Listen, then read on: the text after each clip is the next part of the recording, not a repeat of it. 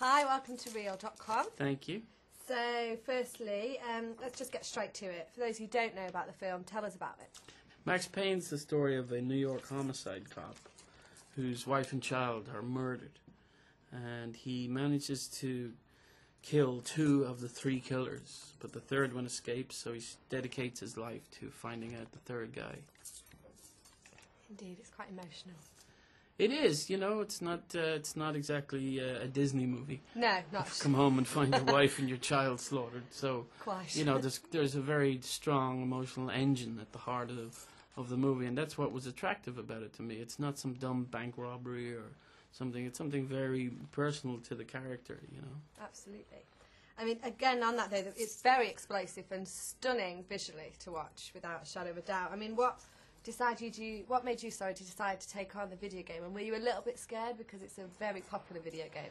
A little nervous, yeah. There's 11 million people know the game and bought the game and are very, much in love with the game. It's a famous game amongst gamers. Yes. It's like a very famous thing. But there comes a time where you say, okay, stop being nervous, make the movie. I can do it. See what happens, and if they like it, they like it. Absolutely. So next one, what were the most important elements for you to bring from the game to the film? I think the sense of hunt. Max is on a hunt, and in the game he's always hunting. So I think that was important, that we make the movie keep moving forward. Give him a little clue, a little piece, a little clue, so that the whole thing moves forward all the time. Which is nice, because that's very much what a video game is. It's all about action, you're following it, it doesn't stop. Yeah. And that's really nice, because that's totally on in the film. There's no elements where you sat and you're kind of like watching around. It's just go. Yeah. That was important, that we keep our foot on the gas pedal, and keep the movie moving forward. Get involved. Love it.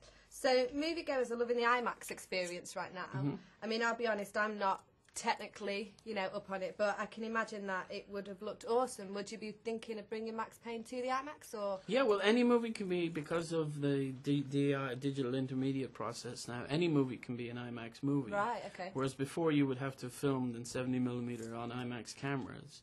What you can do now is basically make a digital copy, blow it up to 70mm, and show any movie you like in IMAX. So maybe Max in IMAX might be, actually, I like the sound of that, Max in IMAX.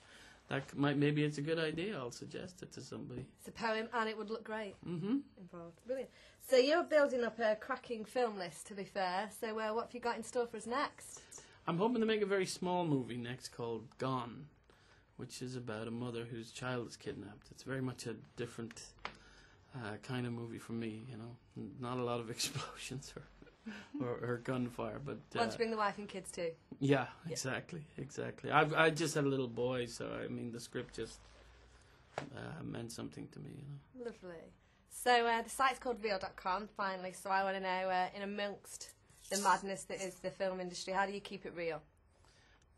How do I keep it real? By just remembering that I'm very lucky. I've been blessed.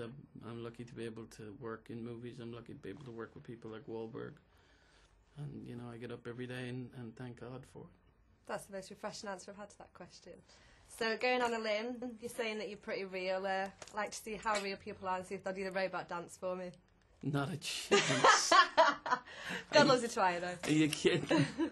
It's been a pleasure to meet you. I hope you film's too. success. Thanks very much indeed. Take care. Thank you. Thank you.